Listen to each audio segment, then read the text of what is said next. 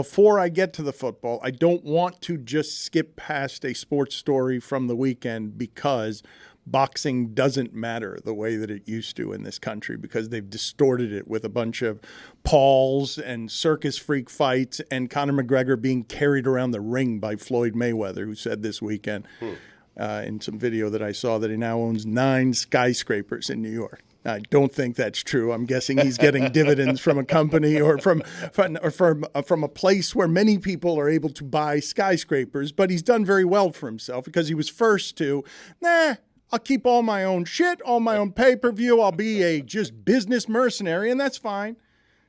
50 Cent can make fun of me because I'm illiterate, but I'm going to be in the golden age ahead of everyone in sports at making money on my name and keeping that money, not sharing it with Dana White, not sharing it with the networks, just having allies. Floyd Mayweather conquered the sport, and then people watched the circus freak fight of Conor McGregor, and that wasn't a real thing.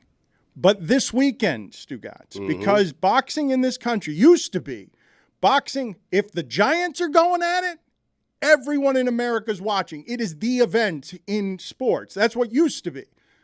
But in Saudi Arabia, you had Ngannou and Fury, and I don't know if people have been paying attention, but the Klitschko's were great champions. Not good, Stugotz. Great champions. Dominated heavyweight boxing, and people lost interest because they weren't from here.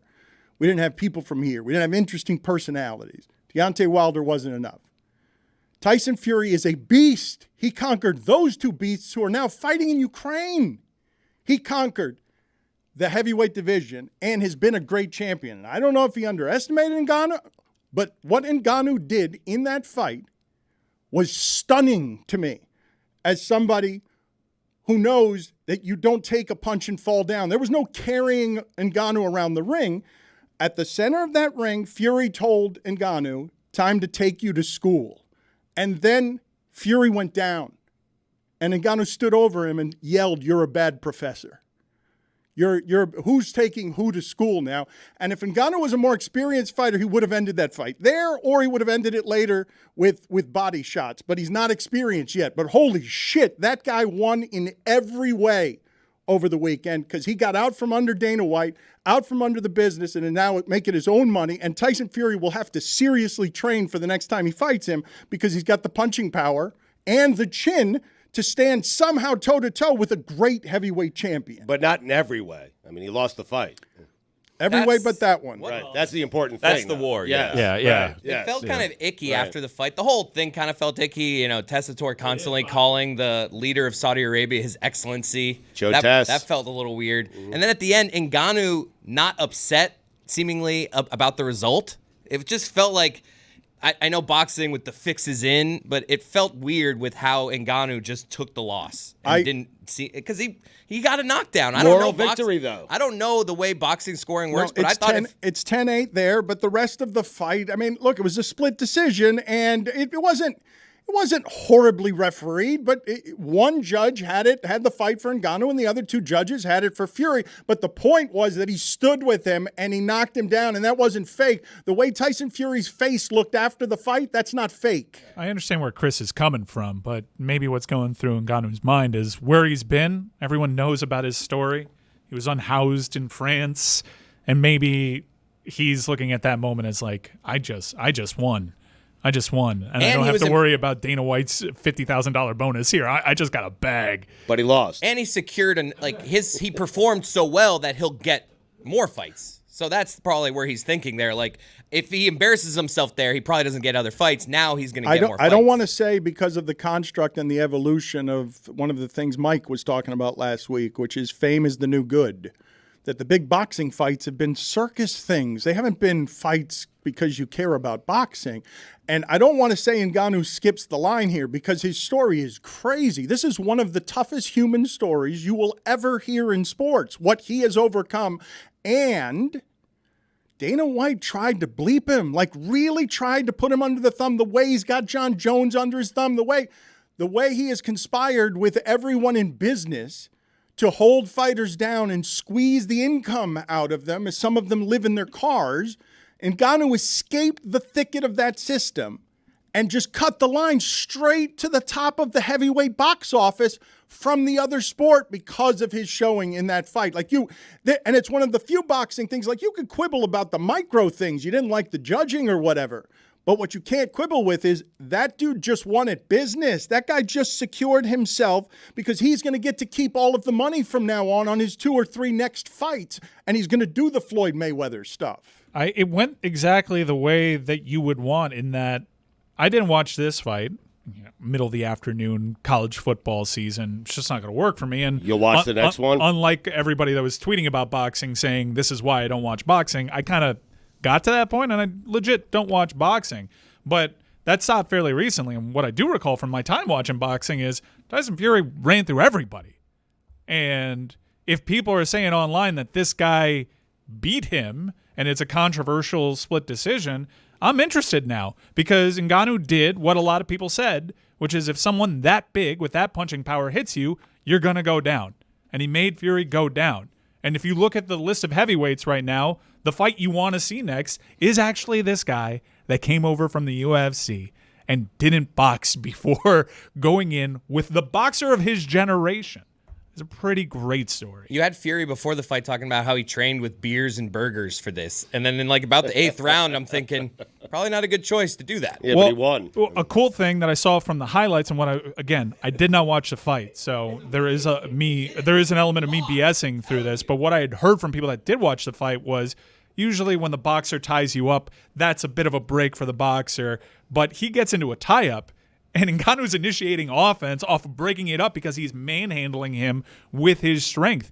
And the deeper that fight went, the difference in conditioning started becoming apparent. Not just that, because clearly those are two very different 270-pound people.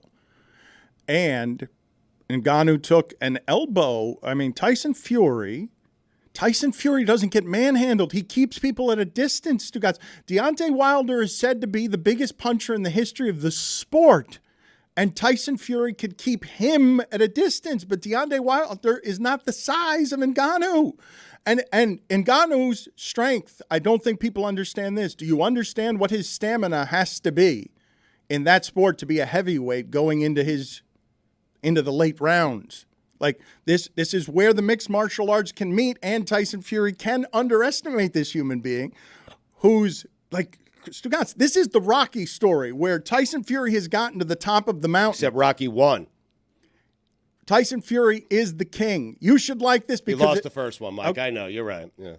Tyson Fury is the king of heavyweight fighting. He's got a reality show on Netflix. It's super interesting. It'll take you in the mind and into the life of somebody who's dealing with mental illness by his own admission. They'll fight again? The two of them? For sure. Yes? For sure. The rematch is set? And it'll be a huge fight for Ngannou, who will keep his business part of this, which is, it really is fascinating to me as a victory. But this I don't know if this is Mr. T. It's probably Mr. T. Rocky. Fury is fat and happy training with beers and burgers doing a reality show, and Ngannou is coming from Africa and homelessness into the heavyweight sphere, which is, Stugotz, these are the toughest people with the most desperation, the people who arrive at the top of boxing because they don't have any other options and they got to fight other human beings for money. Right. Tyson Fury has gotten to fame and celebrity, and Ngannou's fighting for something on behalf of other fighters. Ngannou's fighting on behalf of, no, you can do this if you bet on yourself and you get out from under the grip of how dirty these businesses are. I mean, boxing, Stugotz, is worse than all of them. Mixed martial arts, worse than all of them in terms of how poorly they treat the fighters.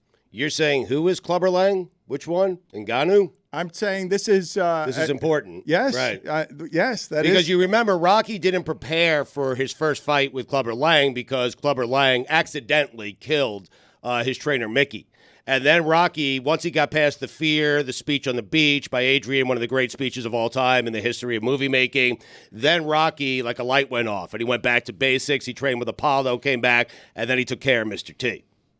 Jessica, I need to engage you here because this is, yeah. By the way, training Rocky seems to be a dangerous job. Say no to that if it ever becomes available. Yeah.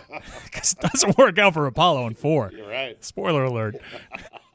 Burt Young passed away recently. I Rest don't in know. power. I didn't even get to talk about that. Oh my goodness, it's 3 now. This is a trend. Paulie, but Stallone looks better than ever. I saw him on all the. Of course he does. Steroids. I don't understand. Expendables 4, he does 400. He doesn't look ridiculous. He looks like he belongs next to Statham. It doesn't make sense. How old is that man? Isn't he Poppy's age? How is Sylvester Stallone still clearly a movie star? How many surgeries is that? 77 years old. Not 77 surgeries. I thought you were 77 saying years the old. number of surgeries. Yeah. Jessica, this is the Stugotz Or wheelhouse. HGH bug wants- chugs he threw out of his balcony in Anytime Australia. I want to talk about boxing for the last 20 years, You brought up Mr. T. all he does is Rocky. It's the only reference point he has. He offers me nothing else, but he loves to talk about it. It's my fault. It's my fault.